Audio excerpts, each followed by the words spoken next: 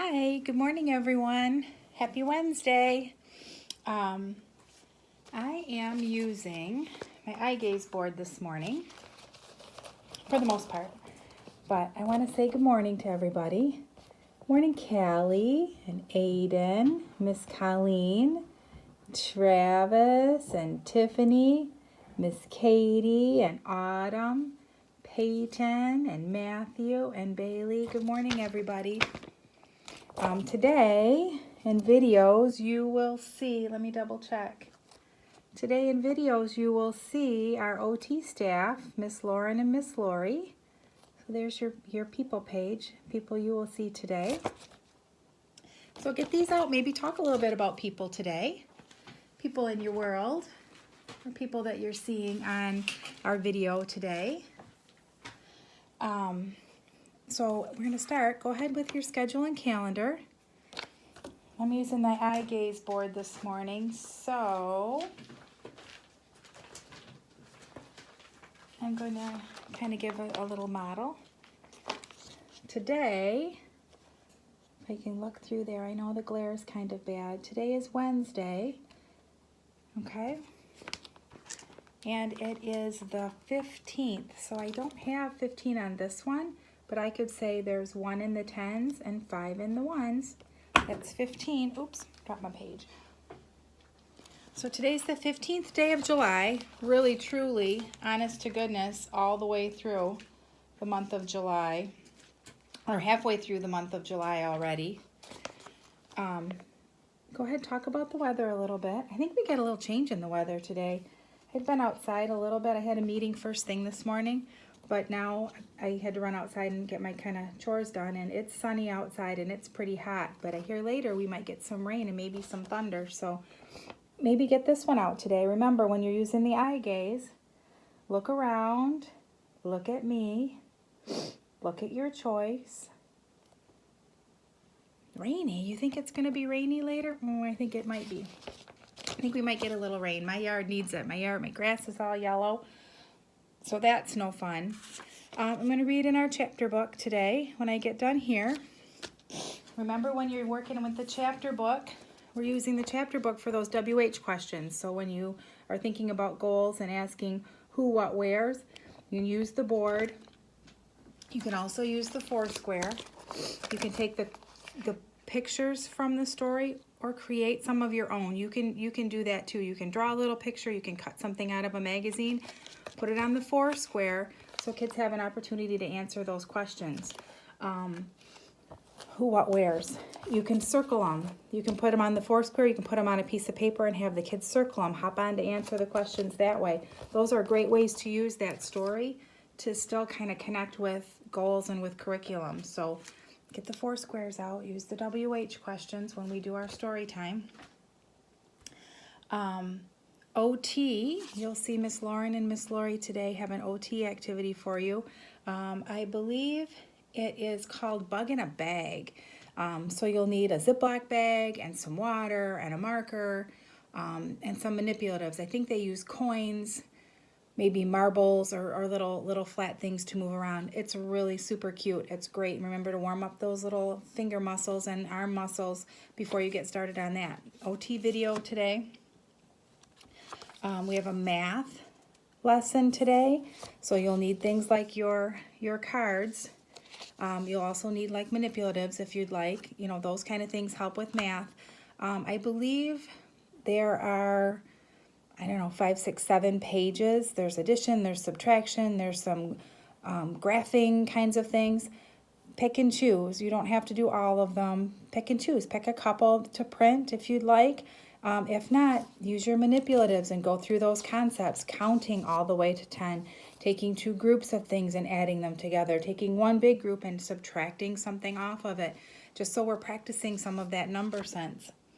And then the last one we have today is science, keeping with our bug theme. Math is about bugs too. The math sheets all have bugs on them. Science today is lightning bugs, kind of learning about the hows and whys of those. I hope you have an opportunity to see some. I have lots of them out here at my house, and I love to go out at night and when the mosquitoes aren't terrible and watch them. They light up the whole backyard. It's like nature's fireworks. It's beautiful. So take a look, learn a little bit about lightning bugs. There's some activities to do at the end if you happen to have glow sticks. I know it's something that for some reason we always seem to have here. But there's some fun activities to do with glow sticks today, and it talks about bioluminescence. So there's your science word for today, bioluminescence, and how that works for fireflies. So I hope you guys have a good day.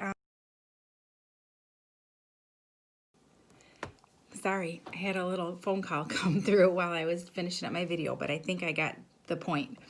The last little section I talked about was I had a wellness committee meeting today, talking about getting ready to come back to school and how that will look in terms of keeping us all safe. So if any of you have specific concerns or specific things that you want to make sure are discussed, I sit on that committee, so throw me a little note in the inbox and I will make sure that I bring up your concerns there. Should be hearing more in that parent meeting. I know you all got an invite. If you did not, let me know, and I will get that to you. There's a parent Zoom meeting coming up toward the end of the month. Also today, going out through the inbox is sign up for the Parent Remind. If you are not on the Remind system already, there'll be information in the inbox today to do that. So anyway, on with Hoot. Officer Delanco started up the car and headed for his apartment. Along the way, he made a slow loop around the Pancake House property, but there wasn't a soul to be seen. He wasn't surprised. Criminals disliked lousy weather as much as law-abiding citizens did. Even when off-duty, Officer Delanco always kept the radio on his police cruiser turned on. That was one of the strict rules for those who were allowed to take their patrol vehicles home with them. You must keep your ears on just in case a fellow officer needs help. Tonight, the dispatcher was reporting a couple of minor fender benders and a local boy who went missing on his bicycle during the electrical storm. Roy something or another. Oh, that's our boy, Roy. A burp of static on the radio made it hard to hear the boy's last name. His parents must be pulling their hair out, Officer Delanco thought, but the kid's bound to turn up safe. He's probably just hanging out of one of the shopping malls waiting for the thunder to stop. 10 minutes later, Officer Delanco was still half thinking about the missing boy when he spotted a slender, rain-soaked figure standing at the corner of West Oriole and the highway. It was a boy matching the description given out by the dispatcher, approximately 5 feet tall, 90 pounds, sandy brown hair. Officer Delanco steered his car to the curb. He rolled down the window and called out across the intersection, "Hey, young man!" The boy waved and moved closer to the edge of the road. Officer Delanco noticed that he was walking a bicycle and that the rear tire appeared to be flat. "Is your name Roy?" the policeman asked. "That's me. How about if I give you a lift?" The kid crossed the street with his bike, which fit very easily inside the spacious trunk of the Crown Victoria. Officer Delanco radioed the dispatcher to report that he'd located the missing youth and that everything was fine. "Roy, your parents are going to be mighty happy to see you," the patrolman said. The boy smiled nervously. "I sure hope you're right." Silently, Officer Delanco congratulated himself. Not a bad way to end the shift for a guy stuck on desk duty. Maybe this would help get him out of the captain's doghouse. Roy had never been in a police car before. He rode in the front seat next to the young officer who did most of the talking. Roy tried to be polite and keep his end of the conversation, but his mind was swirling with what Beatrice Leap had told him about the running boy. "My stepbrother, actually," she'd said. "What's his name?" "He got rid of it." "Why do they call him Mullet Fingers? Is he an Indian?" Back in Bozeman, Roy had gone to school with a boy named Charlie Three Crows. Beatrice Leap had laughed. "No, he's not an Indian. I call him Mullet Fingers because he can catch mullet with his bare hands. You know how hard that is? A mullet is a slippery, free-jumping bait fish that traveled in schools of hundreds. The bay near Coconut Cove was full of them in the spring. Throwing a cast net was the customary method of capture."